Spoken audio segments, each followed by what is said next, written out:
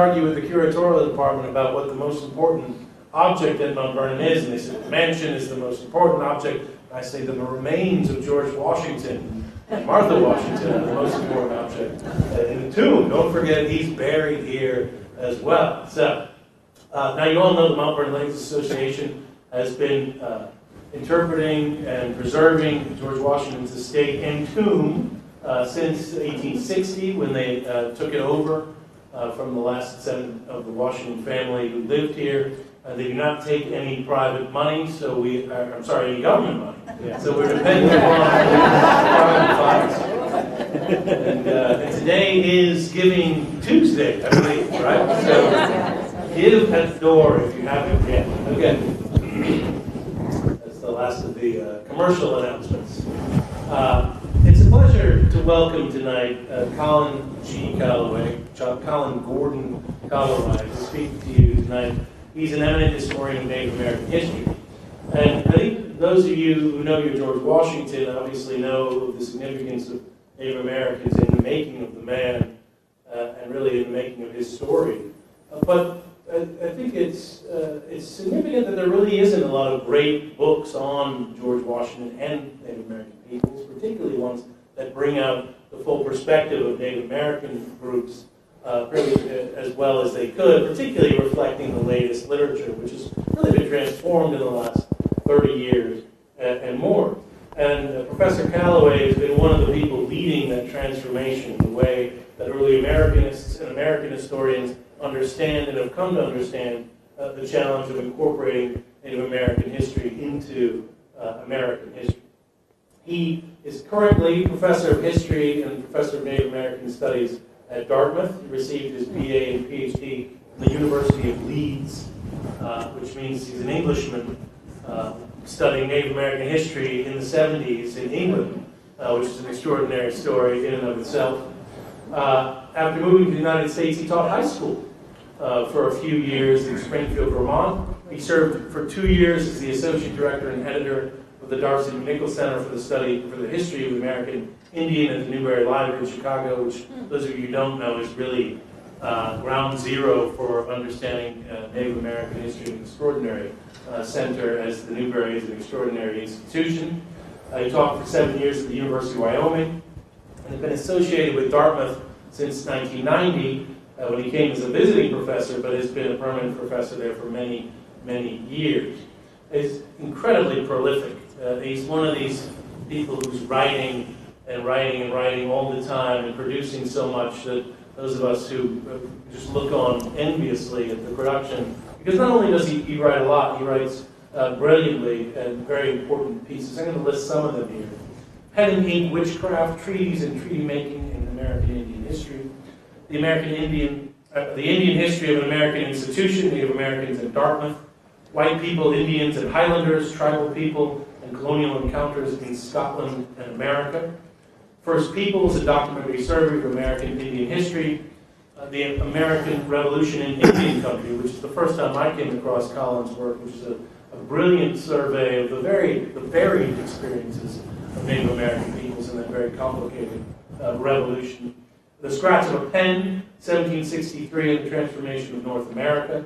One Vast Winter Count, the Native American West before Lewis and Clark. And I'm going to steal Colin's thunder if he was going to make a joke about this book. The One Vast Winter Count, he said, was one vast book. It took him a long time. With a name like that, it had to be big. Over a few hundred years, he was surveying really the demography of Native American peoples in the West. Crown and Calumet, British American Relations. New Worlds for All, Indians, Europeans, and the Remaking of Early America, an extremely important study. And tonight, he's here to talk about his latest book, The Victory with No Name, The Native American Defeat of the First American Army. Please, everybody welcome Colin Calloway. Thank you, Doug.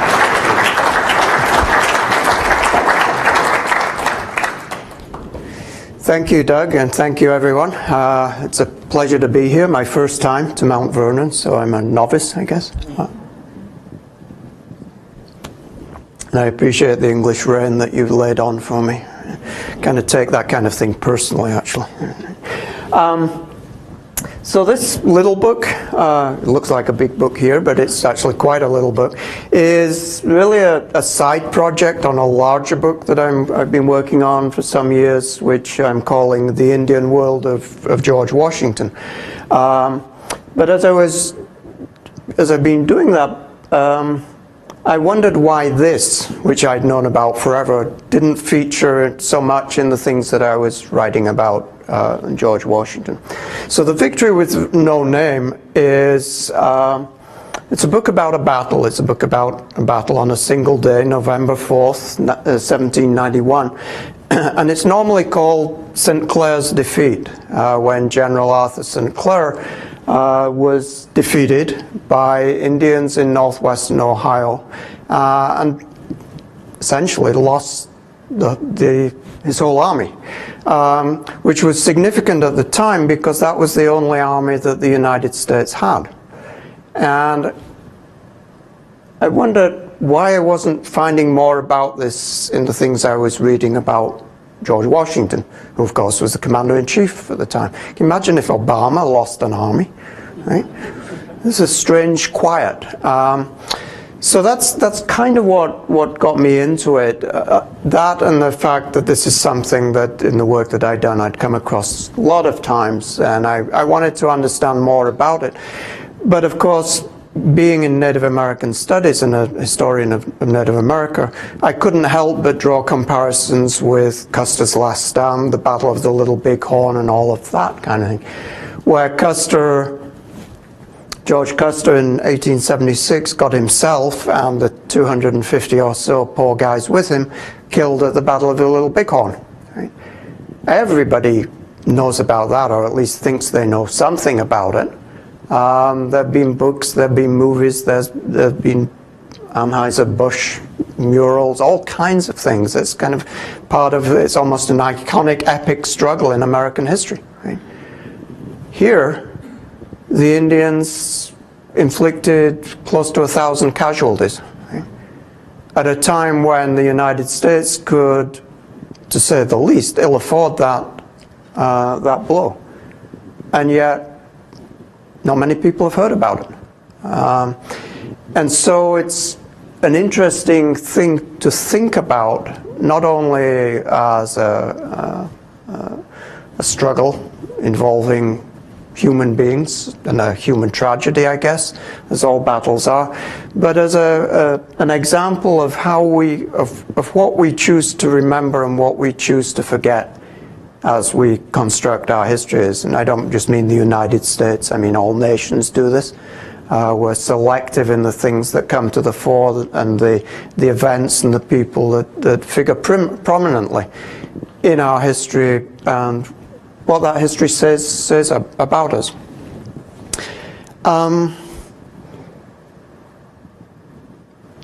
Because it's a war against Indians, of course, it's a war about land. American Indian policy is land policy, really. And at the end of the American Revolution, at the Treaty of Paris in 1783, Britain not only recognized the independence of the former 13 colonies and the new United States, but it also transferred to the new United States everything south of the Great Lakes, north of Florida, and eastern Mississippi. And that was really, in many ways, what the United States had. That was its resource. Right? As England had been at the end of the French and Indian War, the 7 Years' War 20 years earlier, the United States had fought a long war and it was broke. Right? And to build a nation, it needed revenue, and land offered the potential to fill those coffers, to build the infrastructure of the nation, and to give direction in the nation's growth. Right? The United States, and I say this in all my classes, is, after all, a nation built on Indian land. And that's not PC rhetoric, that's actually just a fact, right? It was all Indian land, Native American land, now it's not. And that fact is an important determinant of many things in Native American history and many things in George Washington's life.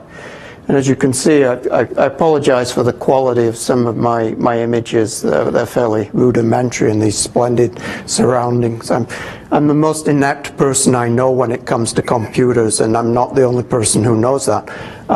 In fact, all my students know it. I once did one of those, quite a fancy bullet point kind of thing for PowerPoint. And one of my native students at the back of the class stuck up his hand and said, "Hey, Professor, did your daughter do that for you?" And your point is, right? She's a studio art major, so she can do things like that. I just lifted this from a textbook, but it shows you what's happening. That as the United States secures its independence from Britain, it then builds a nation, and it builds a nation moving westward, right? So I always think of George Washington as a person looking in two directions, right? Looking east to Britain across the Atlantic, that's the old, right? And then looking west into Indian country, and that's the new. And acquiring those lands is something that happens through treaty, it happens through war, it happens through negotiation, happens through conflict, but it's a constant, right? And it's something that I think both George Washington and his Secretary of War, Henry Knox, think about and think deeply about. This is Henry Knox. It would have been kind of redundant showing you a picture of George Washington, given where we are. This is Henry Knox. But it's also significant, he's Secretary of War.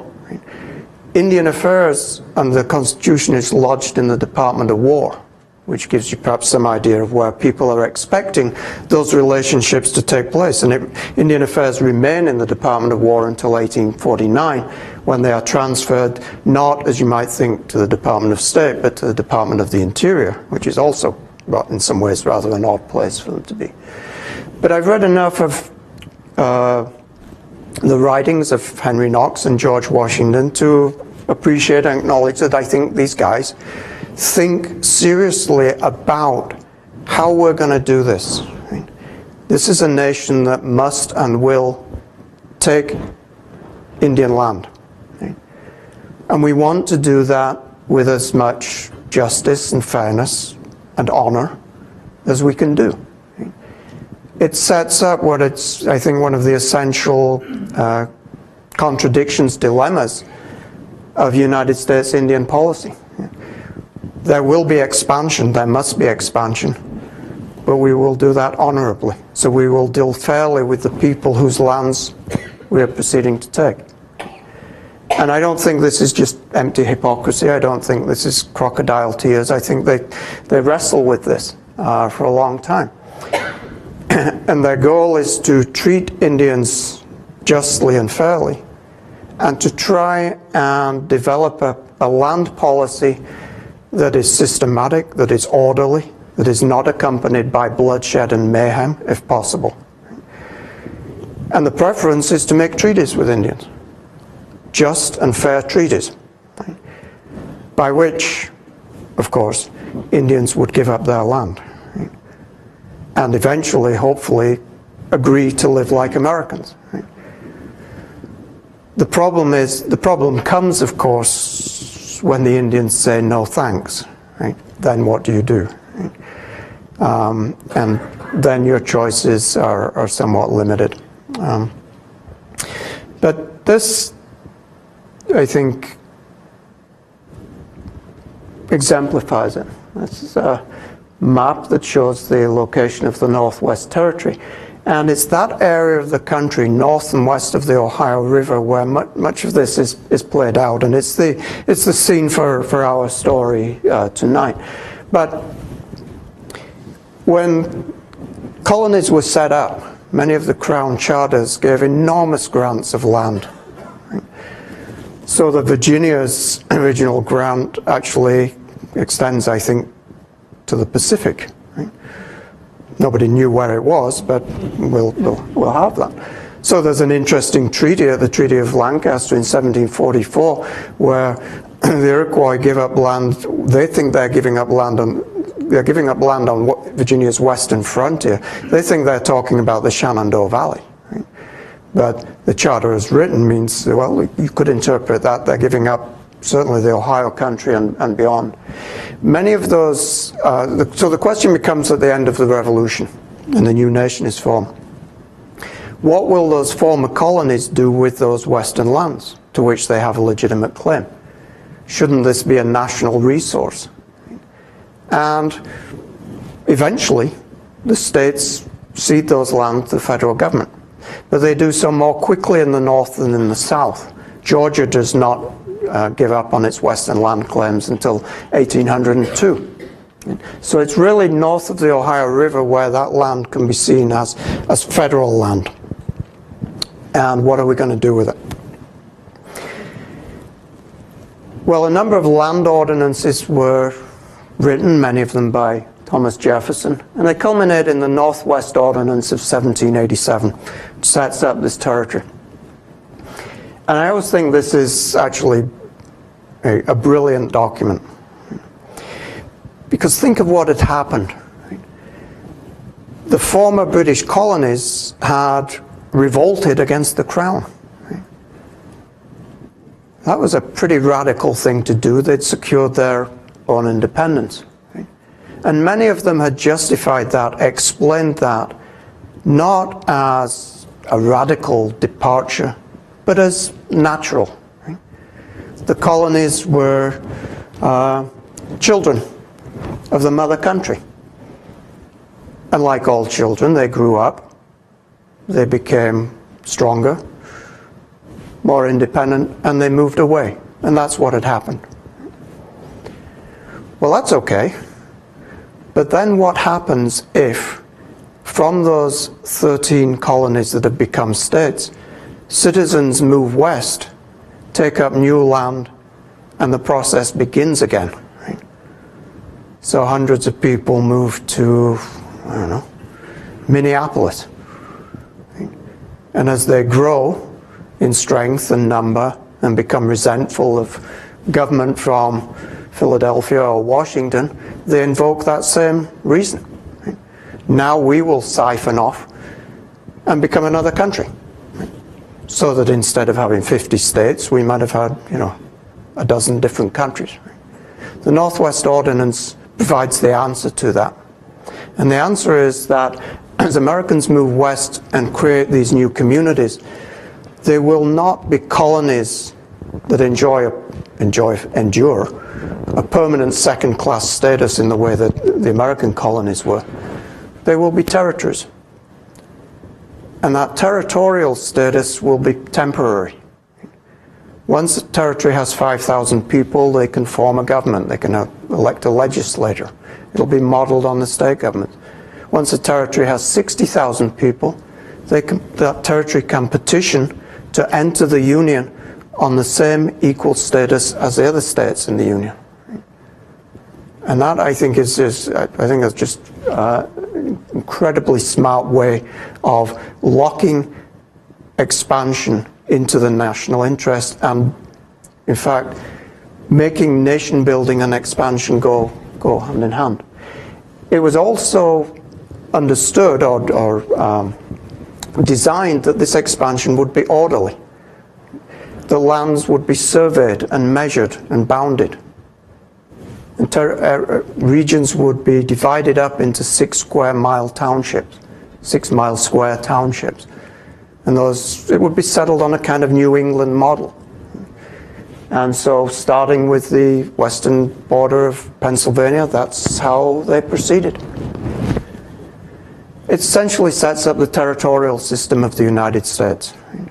It's through that process that most states come into the Union with some exceptions. And it also explains why, if you fly over the United States and you look down, everything's in squares, right? You fly over Britain and look down, and the guys who built the wall just come out of the pub, right? Obviously. They're all over the place. Right? Yeah. So this is a blueprint for national expansion. Right? It also says, though, in the Northwest Ordinance, that we will deal fairly and honorably with the Indian people living there. We will not invade their territories or wage war in them, except, and the phrase is, in just and lawful wars authorized by Congress, which is obviously a phrase to think about. How often do we go to war in unjust, illegal wars and acknowledge it? Not sure very often. Interestingly, just about the time the Northwest Ordinance is framed, a group of land speculators who call themselves the Ohio Company are also busy at work. This is one of them. This is Manasseh Cutler, who is a minister from Ipswich, Massachusetts. The Ohio Company were a group of influential New Englanders. Many of them were Revolutionary War veterans, officers who felt with good reason that their services had not been adequately compensated. And they formed themselves into a company. They met in the Bunch of Grapes Tavern in Boston. I had a great line in my manuscript that said, on so-and-so, whatever date it was, 1786, a bunch of New Englanders met in the Bunch of Grapes. That didn't survive long, but I thought it was kind of neat. But what they essentially intended to do was to raise $1 million by selling stock in this company, and then using that money to get from Congress, buy from Congress, 1.5 million acres of land, right, which they would then turn around and sell to settlers. So this was a money-making scheme. These were men of vision, and they were the kind of people that the federal government wanted to be in charge of this westward expansion. Because south of the Ohio, right, Kentucky, well, that had been murder and mayhem. People had been just, staking claims by marking trees with tomahawks and killing anybody who came on the property, that kind of thing. We wanted this to be much more orderly and civilized, and these were the people to do it. And people like Manasseh Cutler went to work with members of the government. They had friends in high places, they had friends in government. In fact, in some cases, they themselves were in government. 18th century ideas about what might constitute a conflict of interest were somewhat different than what we at least think they should be today. And essentially what happened here was that the Ohio Company got Congress to grant them 1.5 million acres. The price was to be $1 million. But they actually got more, because another company, the Scioto Land Company, got in on the act and said, well, see if you can get us 3.5 million acres, and we'll sell that land to foreign investors. So we're now talking 5 million acres. The going rate for this land was supposed to be $1 an acre, which doesn't seem like much, right? But Manasseh Cutler and his company got a better deal than that. First, they got the Congress to agree, well, surveying this is going to take time and money, and what's more, not all of this land is going to be of equal quality. Some of this is going to be poor land. So we'll make a 1/3 reduction for that. So we'll knock it down to 66 cents an acre. But how were the Ohio Company, these investors, going to pay for this? Well, they used continental currency, right? The money that Congress had printed to try and fight the war that was now not worth the continental. They used government securities that they'd recouped, and they used land bounties, right, that had often been given to revolutionary soldiers in lieu of pay. Right? When the war was over, you would have land in the West. Right? Many of those revolutionary soldiers, of course, had not the interest or the money they needed to move west, and so they were holding these the scrip that wasn't much use to them, so they turn around and sell it at a fraction of its face value to somebody who would buy it, but the Ohio Company. They finished up, according to various people who've gone through this in detail, paying about 8 or 9 cents per acre for this land. And part of what they wanted to do was, of course, make sure that they got out there, staked their claim to the land, set up their arrangements before the settlers did. Right? They wanted to be ahead of the pioneer curve, right? Because you didn't want squatters sitting on that land, staking their own claim to it, who were going to be difficult.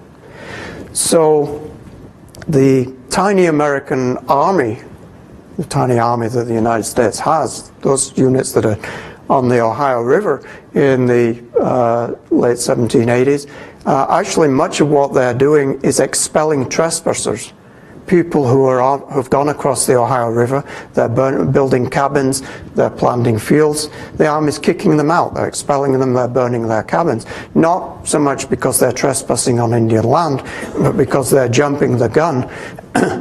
The land companies have to get there first and then be able to sell their land to the settlers. The bigger problem is these guys, the people who live there. Right? This is a portrait of a Shawnee from the time of the Revolution. The Shawnees were indigenous to the Ohio region, the Ohio-Kentucky region. Their origin stories place them in that area. They had been there certainly before the 17th century, when escalating war induced by European trade, disease, various other factors had created almost a diaspora. And different groups of Shawnees had migrated west to Illinois, to Pennsylvania, down into the southeast, into Georgia and Alabama, where they often created connections with other Indian nations, with the Creeks in the southeast, for instance. They kind of reassembled in their homeland by certainly the 1740s and 1750s. So the Shawnees are kind of right where that border is. Right? The Ohio River is the southern border, or the southeastern border of the Northwest Territory. That's where the Shawnees are. Right? There's a Shawnee chief speaking to the British in the Revolution. That's, some years before that, saying, we're always at war. We've always been the frontier. We always seem to find ourselves on the cutting edge of, in that case, Anglo-American expansion. But the Ohio country to which they returned was not just Shawnee country, and it wasn't empty. Other people were assembling there. Delawares, who'd been pushed west from New Jersey, Pennsylvania, had moved into the Ohio country. Iroquois people from New York, Western Iroquois, Senecas and Cayugas, had, during the 18th century, filtered it into that area too, and they took on a new name. They were called Mingwe, or Mingos. Wendat, or Wyandot people from Ohio were moving deeper into the territory. Miami people from Indiana were actually moving from west to east, apparently largely to take advantage of the new trade that was developing in the Ohio country, because as Shawnees and Delawares and other people moved west into the Ohio country, Pennsylvania traders followed them, right? Which took Pennsylvania trade further west, which attracted people from the east. Right? So the Ohio country, it becomes almost this crossroads of different Indian groups assembling in an area which, as a result of the Northwest Ordinance, has now been targeted as the main thrust of American expansion. Right? So it's almost like setting this up for this conflict. And as Indian people become aware of what's going on, they do what the states are doing in this time. They form a confederation. Right? They form a coalition united about not much else, but united about resistance to these American goals. It's sometimes named after this individual, who is a Miami war chief by the name of Little Turtle. And he's sometimes credited with being the mastermind behind this Indian victory. In fact, he's one of a coalition of leaders. If you know anything about Indian politics and Indian society in this time, you know that Indians don't give commands. There's not institutional leadership.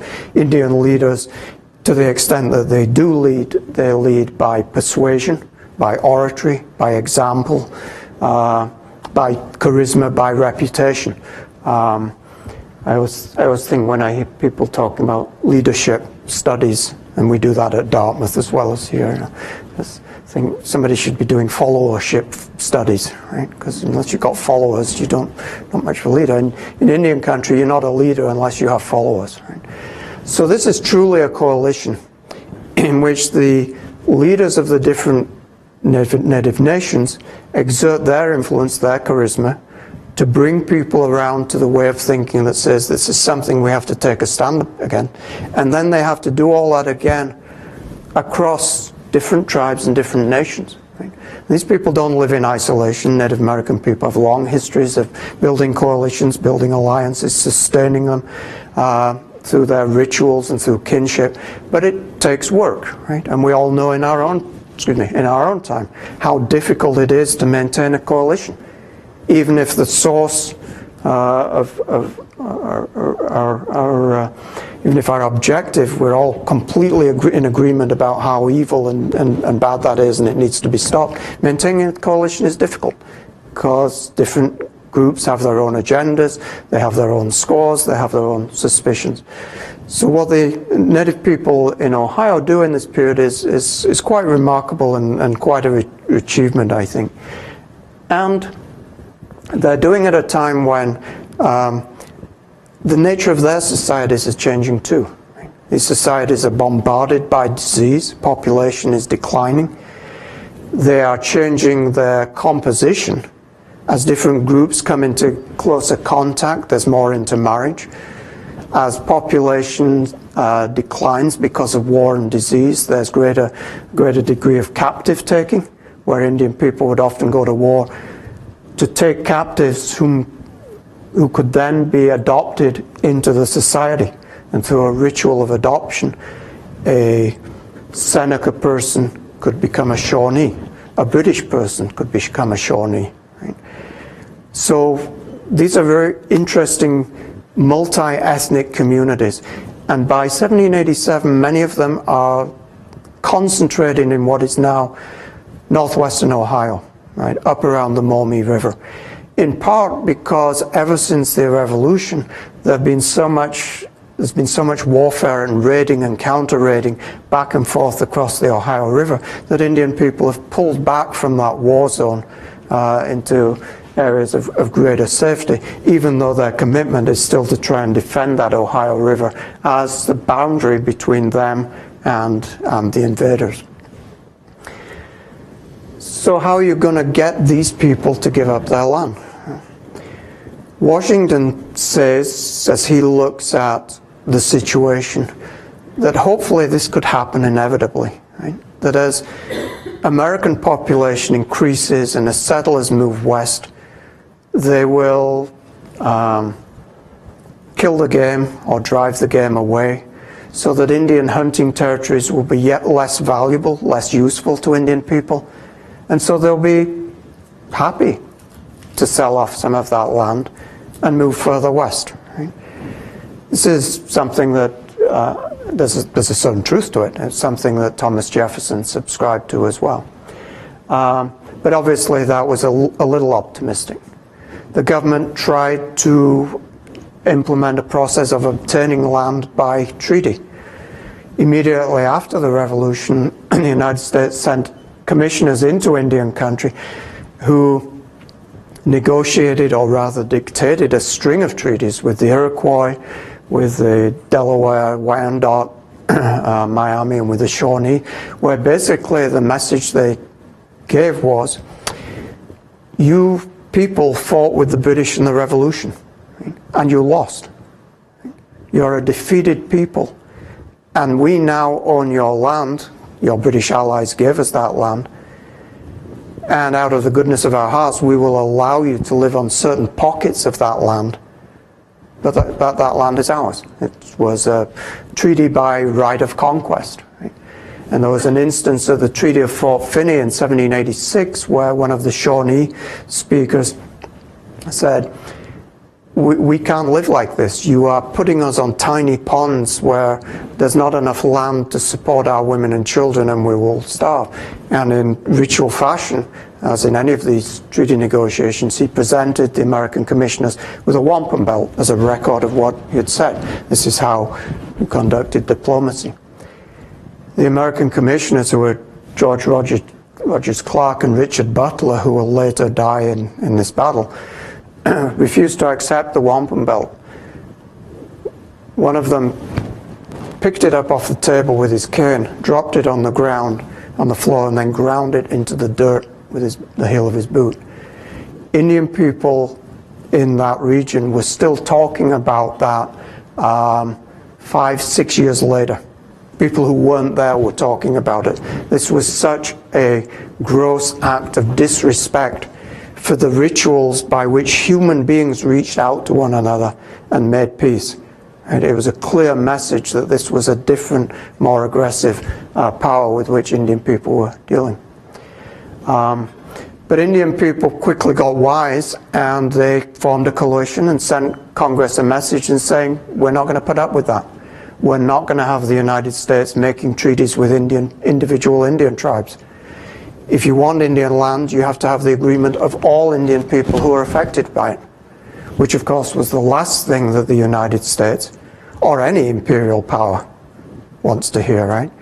I come from a nation where we got that divide and rule empire thing going pretty well. Try and divide the opposition. In trying to secure the land in the Northwest Territory, what the United States then does is to try and negotiate a treaty to get those multiple tribes to confirm the land cessions in those earlier treaties. And they hold a meeting at a place called Fort Harmar. It's actually named after this guy, Josiah Harmar, who was a general in the American Revolution. And a bunch of Indian leaders turn up and agree. But as in so many of these treaties, these are not the people who are speaking for the people. Right? These are people who are maybe making a role for themselves as client chiefs working with this new power, which of course was an option, was a strategy of survival. But they were disavowed by most Indian people who said, we're not going to have anything to do with this. Right? And so now the government can reconcile what it has to do with what the Northwest Ordinance said it would do, right? That it would always deal honorably and fairly with Indian people and never invade their territory except in just and lawful wars authorized by Congress. Now we can say we tried to make a reasonable and fair treaty with the Indians, but these people won't listen to reason, because of course what that would have meant was that the Indians would have had to give up the land that they are committed to defending. So now the United States has to go into war mode, and they send Josiah Harmar with an expedition into Indian country, right, to bring the Indians to reason, to make them see the errors of their ways. And Indian wars in colonial America and in early national America tend to follow the same pattern. The French had done this, the British did this, George Washington did this during Sullivan's campaign against Iroquois in the Revolution. When you send an army into Indian country, the objective is not usually to find Indian warriors and meet them in pitched battle. Okay? The objective is to find Indian villages and Indian cornfields and burn them, because that was how you defeated Indians. In the 19th century on the Great Plains, where people are not growing corn but hunting buffalo, you do the same thing by destroying Indian villages in winter, killing their pony herds if you can, and also systematically, virtually exterminating the buffalo herds. Because by doing that, you render women and children hungry. If you kill the ponies, you put Indian warriors on foot, and when winter comes, they have no choice but to come into the reservation. Same thinking applies in the 17th and 18th century. You destroy the cornfields, preferably late summer and fall, so that there's no time to replant, produce another crop, and that's how you defeat Indians. And that's what Harmer essentially does. He marches into Ohio Indian country, burns villages, destroys some crops. There's some skirmishes, but the real casualties occur when his army then turns around to head home, and Indian people who've evaporated in front of his advance now come back, and by the time he's returned home, he's suffered 200 casualties. He still claims he's had a victory. George Washington isn't buying it. George Washington says, well, I never expected much from the moment I found out he was a drunk. In fact, there's correspondence between Henry Knox and Josiah Harmer before he goes out on the expedition, saying that it's come to the president's attention that you like to take a tipple a little too often. We trust none of that will happen on the campaign. There was an investigation into this, and it seems that was not the cause of the problem. What he was running into was an emerging Indian coalition led by people like Little Turtle and Blue Jacket, who were mounting a sustained and committed resistance to this American endeavor. So then the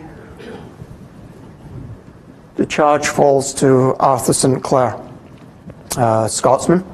Fought during the Revolution. He'd married well. He had been appointed. He was general, but he was also appointed governor of the Northwest Territory. He was also a shareholder in the Ohio Company, and he owned 1,000 acres or so of Ohio Company land. But then so was Henry Knox, Secretary of War.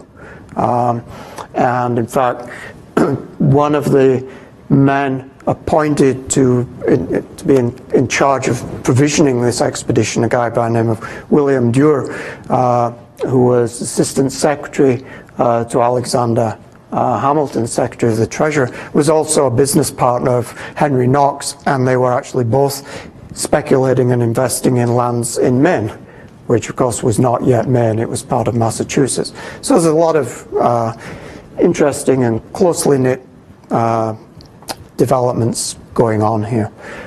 St. Clair had been the person who had negotiated the treaty at Fort Harmer and had tried to divide the Indians against themselves and hadn't really been successful. And now he's given the job of getting the job done. Right? We've had one failed attempt in Harmer's expedition. Now the government and the land companies need to get this done. The investors are not going to be able to sell land to settlers when Indian war parties are raiding south of the Ohio River. Right? So we have to defeat them. Henry Knox almost consistently, I think, underestimates what he's up against. He dismisses Indian resistance as, a few hundred renegades. The right-thinking Indians will come around to our way of thinking. But he's underestimating not only the capacity of Indian people to mount this resistance, but also the numbers against them. Right from the beginning, St. Clair's campaign is something of a debacle. There's clear contractor fraud. He's supposed to assemble his army at Fort Washington, Cincinnati, what's now Cincinnati. Many of the troops are to gather at Pittsburgh, at Fort Pitt, and float down the Ohio River. The river's low, so they're delayed at Pittsburgh. They arrive late. Pack saddles that have been transported over the mountain are the wrong size and they're of poor quality. Shoes fall apart after the soldiers have been wearing them a few days. Tents don't turn a raindrop. Gunpowder is wet. Muskets are of inferior quality. Clearly, contractor fraud is as American as apple pie. It's nothing new. And some of the people who are investing in the companies and pushing for the campaign are also involved in that. The quality of the troops is lamentable. George Washington, of course, regularly had complained about the quality of the militia and the troops he had during the French and Indian War, during the Revolution. He and Knox recognized the need for a national army to do national things. There's still resistance to that. And so most of the people who are turning out for this campaign are militia, levies, people on short-term enlistment, people getting paid, $3 a month, from which $1 is deducted for uniform and bad food. Right? Not necessarily the people who are going to face what's coming to them with the same level of commitment, determination as the Indian people who are resisting. Right? And in just about every way you look at it, the Indians who are going to fight these guys are better prepared, better supplied, and in a better frame of mind. We use the term Indian warrior so loosely you might think it was one word or even synonymous terms. Right? And that's a stereotype that we've assigned to Indian people. They were a warrior society. Well, certainly by this time they were, because if you've lived through the 18th century and you're Shawnee, you've grown up knowing nothing but war. And American commissioners actually said that. It's hard to deal with these people because they have known nothing but war. Right? But even so, war in Indian society was not a natural state of affairs. It was regarded as an unnatural state of affairs, an abnormal thing. Yes, young men went to war. Through war they got status, through war they got prestige and honor. But it was something for which you prepared yourself. You prepared for the violence of combat. Through ritual, you prayed. You observed rituals that usually involved fasting and sexual abstinence. Right? So one of the myths of the American frontier is don't let the white women fall into the hands of the Indians, because they'll do unspeakable things, rape them. Right? Well, probably not. Right? If you've gone through ritual sexual abstinence to prepare yourself for war, I don't think you're going to blow that with the first white woman who falls into your hands, especially if you take her captive and you're going to take her home for adoption, in which case she becomes a relative, and that would infringe powerful incest taboos. And Indian people and white people who are in the Indian Army talk about, as the Indian Army is advancing to meet St. Clair, they are praying, they are singing, they are chanting, they are preparing themselves for the ritual of combat, and these are young men with lots of experience as warriors. Right? They're coming to meet an army that is not prepared by any means, as far as I can see. And St. Clair is aware of the fact that he's hopelessly behind schedule. Right? He's not going to make it to northwest Ohio by, in time to burn the crops. He's still lumbering along in his way, and it's October. It's raining, it's snowing. He's making sometimes a mile or two a day because axemen are having to fell the trees to make room for the wagons that are bringing up the supplies. He's got indifferent soldiers with him. He has women and children with him.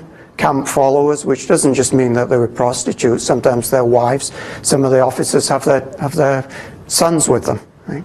This is like a town on the move. Right? And through it all, St. Clair thinks the Indians don't know he's coming. Right? They can't hear those oxen bellowing in the woods, even though his men report sightings of Indians, even though horses start to disappear, even though one or two people are killed. Right? Of course the Indians know he's coming. They're monitoring his movement.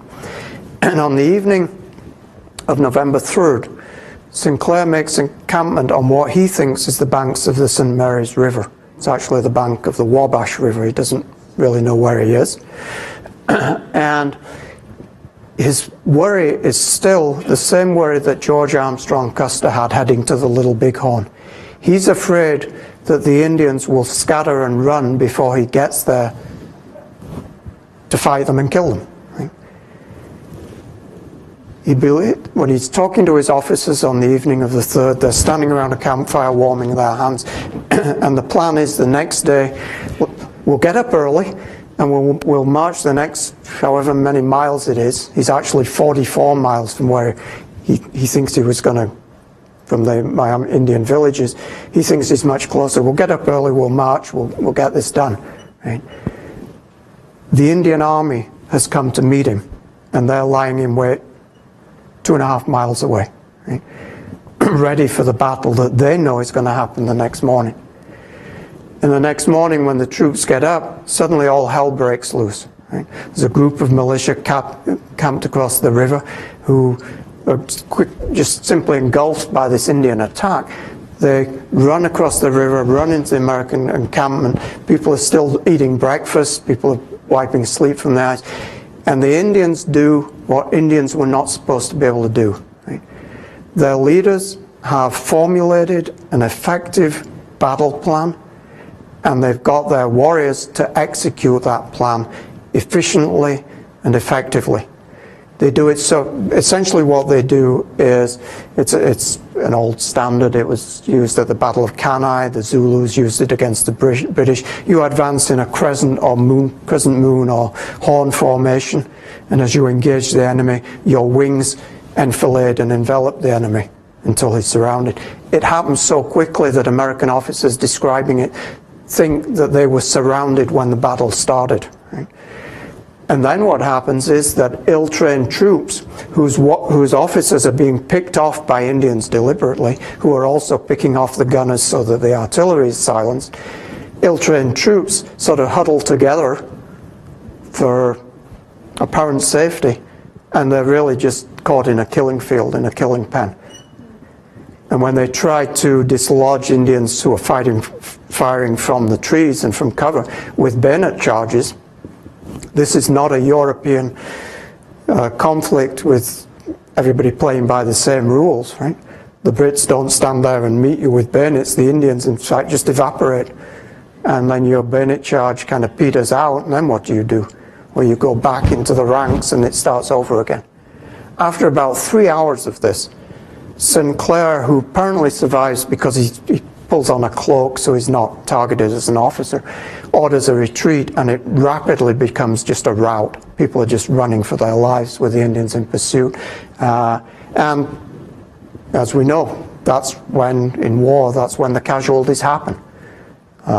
In the Napoleonic Wars, that's when the heavy casualties happen, when the ranks break and the men run, right? When their instinct for survival takes over and trumps the discipline that has held them in check. Right?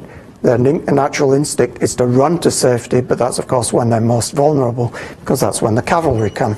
Right? In this case, the Indians are not cavalry, but you get the same effect. Lots of people are just hacked down, people are taken captive, and what's left of Sinclair's army limps its way back down the route that he'd come.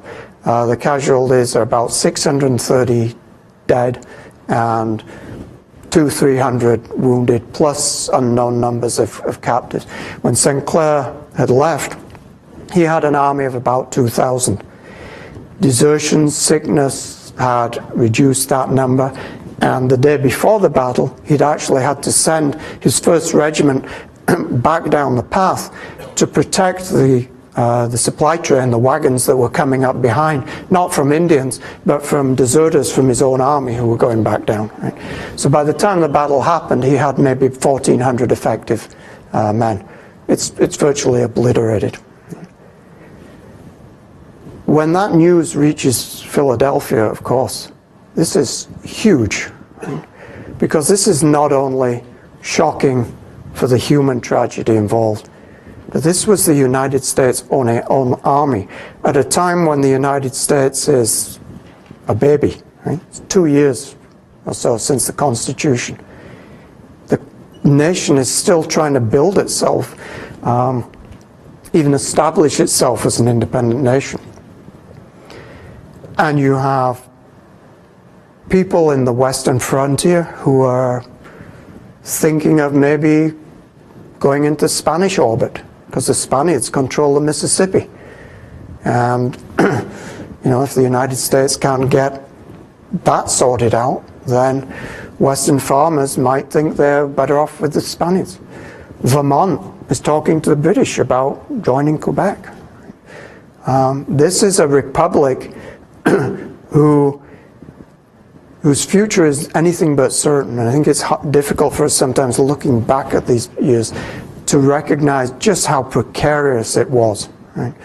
Because this is the beginning of our story, right? And the path to becoming the United States as we know it seems like there's a certain inevitability about it. But Washington and Knox and Jefferson, they didn't know that. And Jefferson said, people are talking about nothing else here in Philadelphia when the news of this arrived. And, excuse me, the newspapers picked it up. People wrote poems about it. People wrote songs about it. Usually pretty bad. I wouldn't recommend you reading them. It fueled political divisions, growing political divisions, the very thing that Washington wanted to avoid.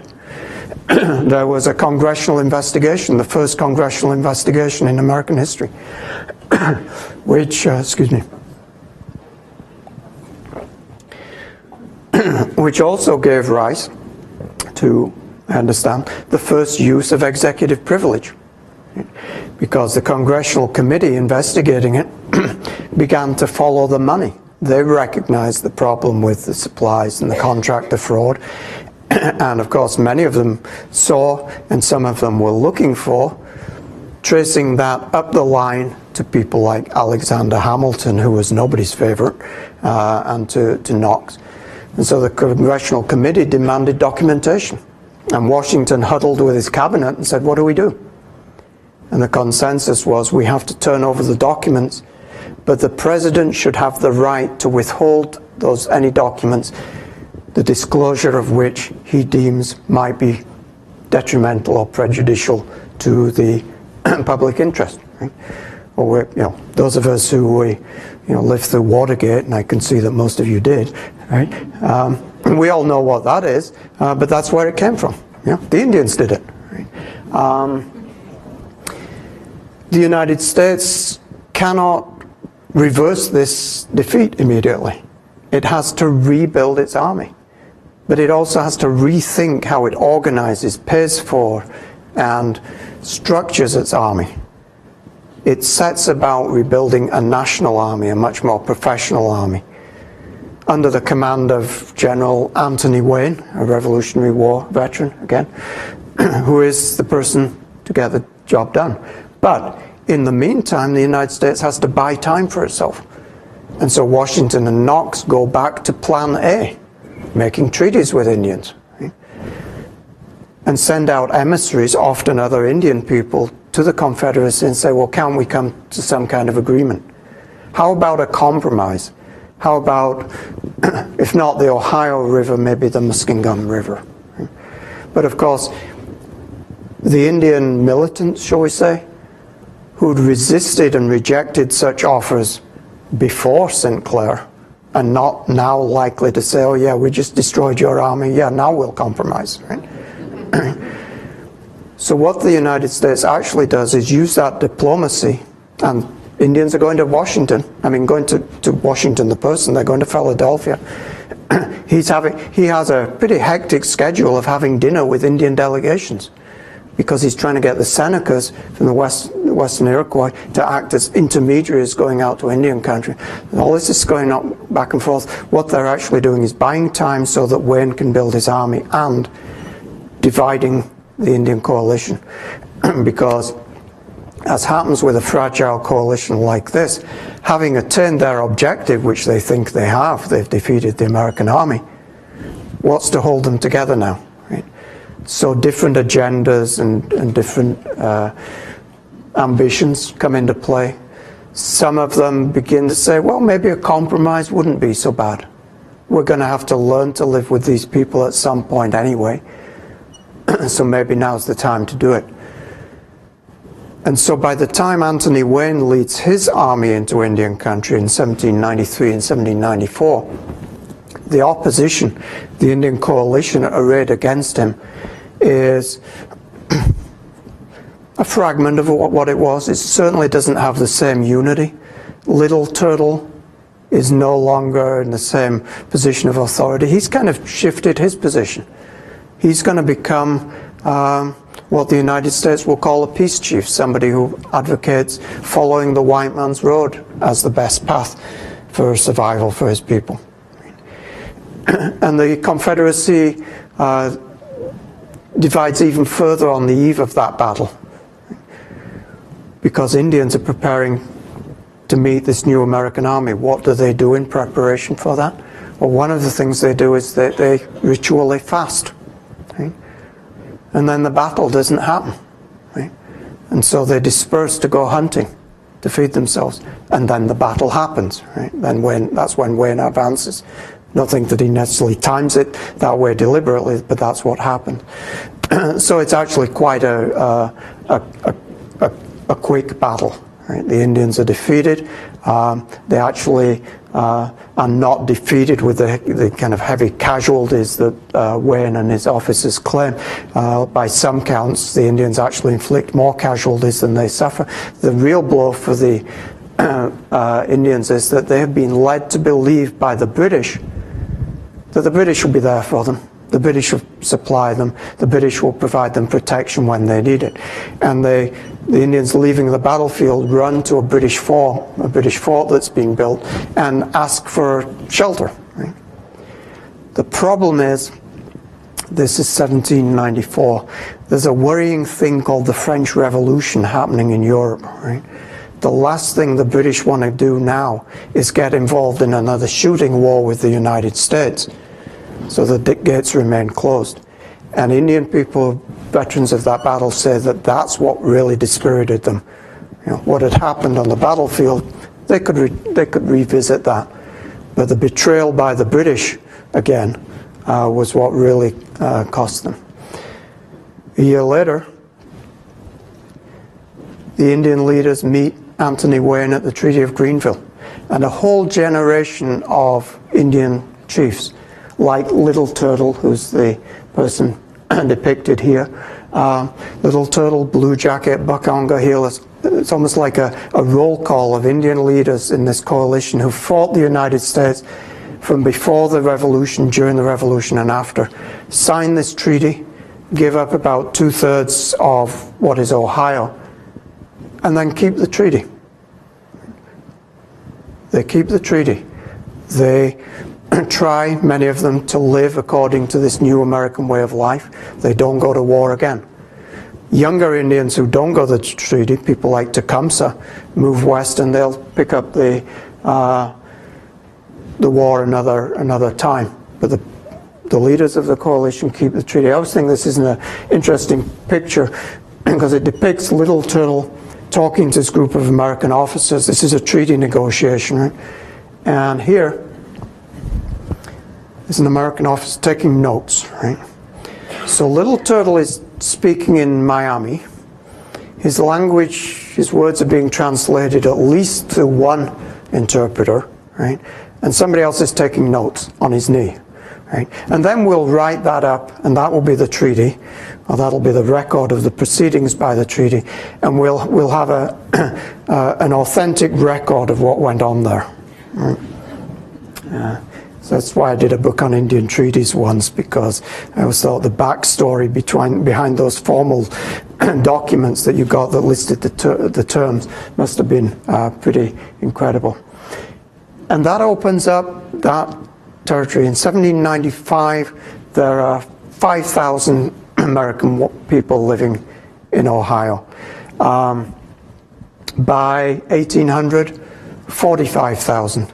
In 1803, Ohio comes into the Union as, the 17th state, which means it must have had 60,000 people.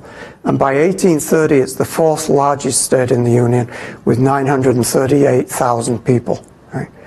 This opens up a tsunami, literally, which engulfs the Indian people who are living there. Many of them are going to be removed. Those who survive have, of course, to find new ways of surviving.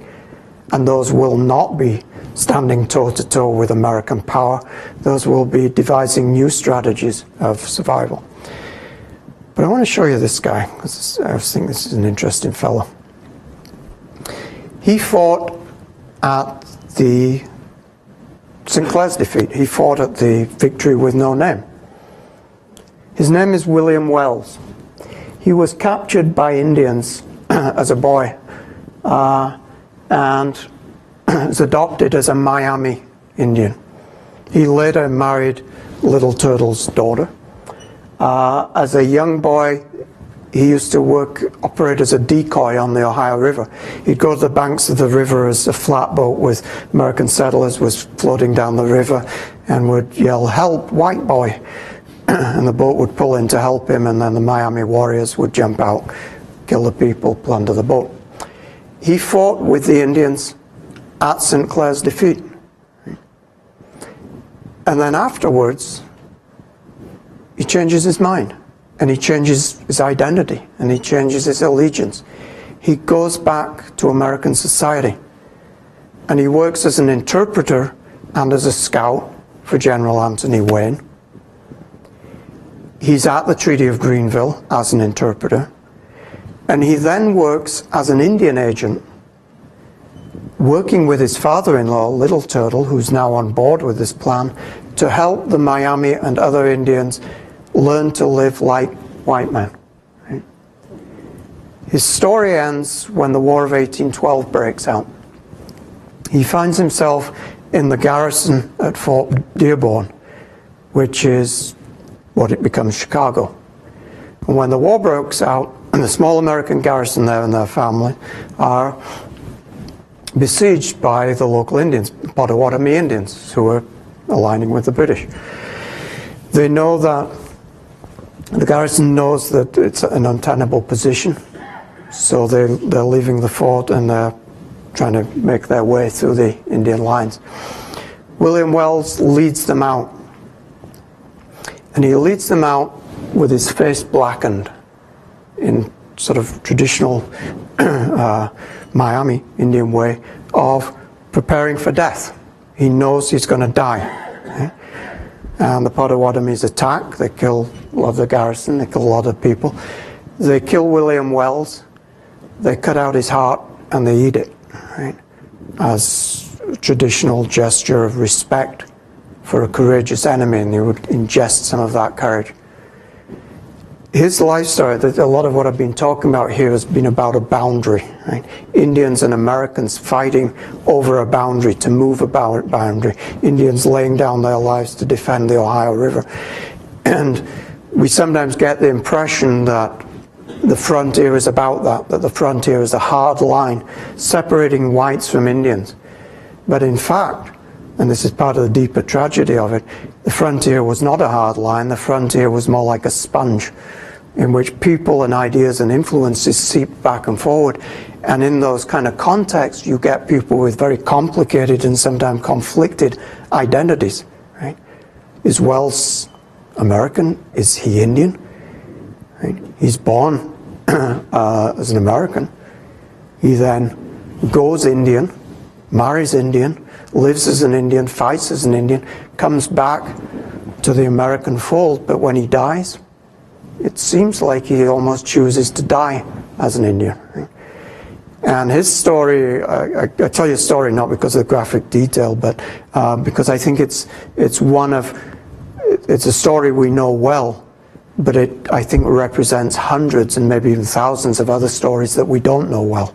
This was the kind of thing that was going on a long time. So that these wars not only divide, if you like, races one against each other, but they often are dividing families and communities because they're happening in the wake of generations of cultural contact where people have been making love to each other as often, if not more often, than they've been killing each other.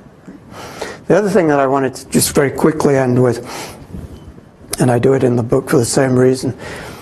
Here I'm a Native American historian, and I'm talking about Indian War and Indian War again, perpetuating maybe the stereotype of Indian warriors that I've already complained about. Right? So at the end of the book, I'm careful to say that actually this battle is something of an anomaly, in that most Indian people who have fought in America's wars have fought for the United States, not against it. Right? And that might seem like a surprise because we've had such a steady diet of Westerns. But in every war that's fought, Indians are on both sides. Sinclair actually had Chickasaw scouts with him. They didn't do him much good because they left before the battle. Wayne had Indians fighting with him. Custer had Indians fighting with him. The Custer battlefield's really interesting. Right? When the relief column is coming to find Custer, too late, they have Crow scouts with them. And they see Crow scouts coming from Custer, and they go and get the news. Right? So the first news about Custer's defeat is Crow Indians telling Crow Indians. And those Crow Indians get off their horses, and they hold their sides, and they weep, and they rock back and forward weeping. Right? I don't think that's because they love George Custer. If you know anything about George Custer, you'd be skeptical. But if you visit the Battle of the Little Bighorn site now, it's on the Crow Reservation, which is where it took place, right? Because this was not only an Indian-white battle, this was an Indian-Indian battle in which the Lakota and Cheyenne were, as they often did at that time of year, invading Crow territory. And the Crows were fighting a war of survival which required them to ally with the United States against the Sioux and Cheyenne. That happens all the time. Right? And in every war that the United States has fought, from the Revolution to this current wars, Indian people have been present out of all proportion to their population. Right? I was giving a talk at Shawnee State University about a year ago, and this question came up, and somebody said, "Why would Indians fight for the United States, even to this day, when they are so ambivalent about the treatment that the United States has meted out to them? Why are they so patriotic, as it were? If you attend a powwow, you'll see a veteran will lead in the flag. There'll be an eagle staff and an American flag." And the best answer was not myself, but someone in the audience, a Shawnee person in the audience, who said, "It's quite simple. It's still our country. It's just the government changed." Thank you.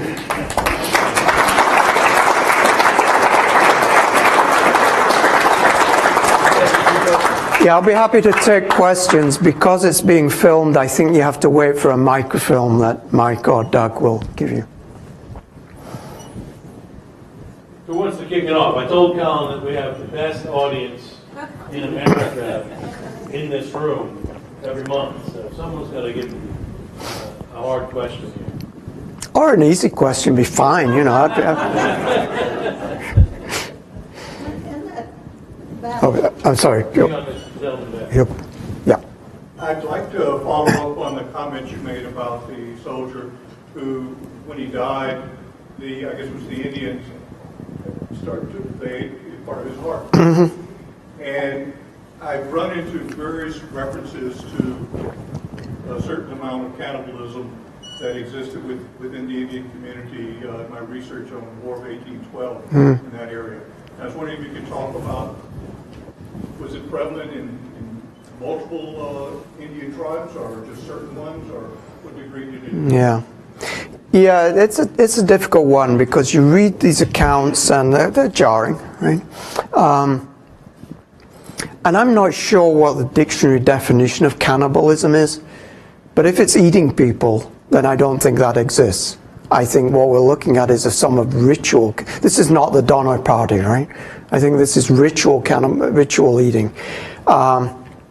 But it's also complicated, and I think this, you know, there are well-documented cases. But I think sometimes too, the impression that we get lies in the documents. So I've seen instances where Indian people will talk about eating, right? Eating people. So that, for instance, in the early 18th century, it happened as two occasions in the 17 teens and the 1730s, when the French go to war against the Meskwaki or Fox Indians. in present-day Wisconsin. We usually give the French a pretty good press for their relations with Indian people, but not always. They wanted to get rid of the fox because they stood in the way of extending their trade out to the Sioux.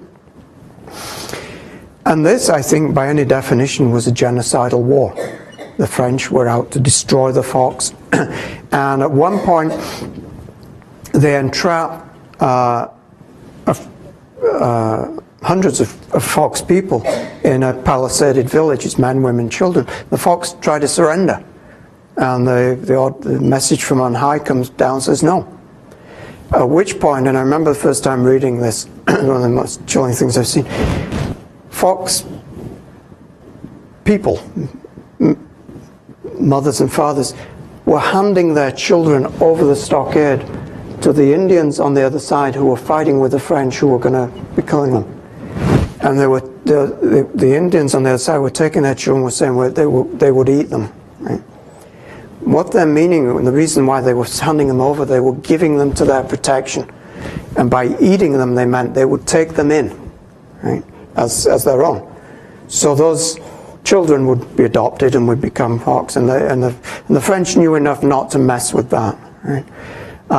So sometimes I think it's the language conveys a greater prevalence than this than there is. But I think there are clearly cases throughout the wars where the European officers describe this in horror. And my best take on it is that what's happening here is that this is a ritual form of ingesting part of an enemy, right? With meanings, with what meanings that have, I think, are probably beyond me. Right? Yeah. This lady here had a question.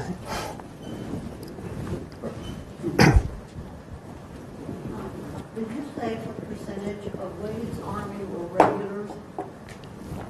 No, I didn't, but it's very much a different kind of army.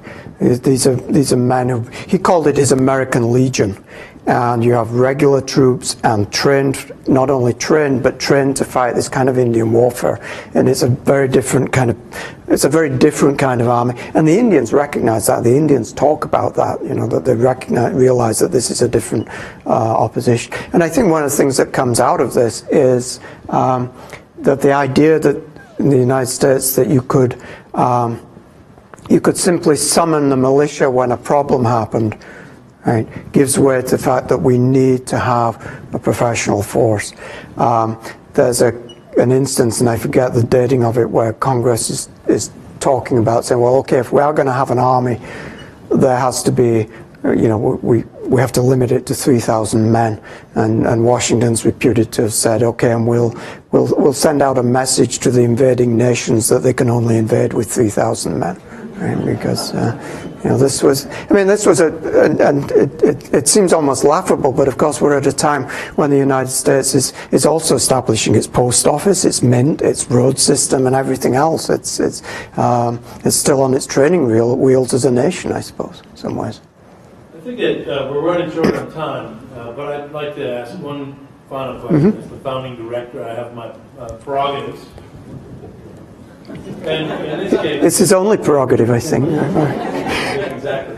I'd like you to close with actually just giving us a little bit of a preview of that next big book, this big study of George Washington's Indian worlds, and give us a kind of a little thinking of where your head is right now about this man who cut his teeth in Indian war and diplomacy and failed miserably in many cases.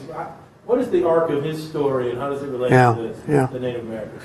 Yeah, sure. And my reason for doing this, of course, is for getting into George Washington and becoming a George Washington scholar, if you like, is really as a vehicle to do what I've been trying to do most of my life, and that is get the Indian story. That's him? It's to get the Indian story into American history in a meaningful way. And doing it with George Washington, if you can take an American icon and show that Indian people, Indian experiences, and Indian affairs are fundamental to his life story, I think that's an important part of it. And I'm not the only person doing this, right? You know, this is I mean, Washington lives a long time. He lives most of the 18th century. And through him, you have not only this land policy that I've been talking about, but the germs of this sort of civilization policy for Indian people. But when I first got the idea of doing this, I read a lot of George Washington biographies.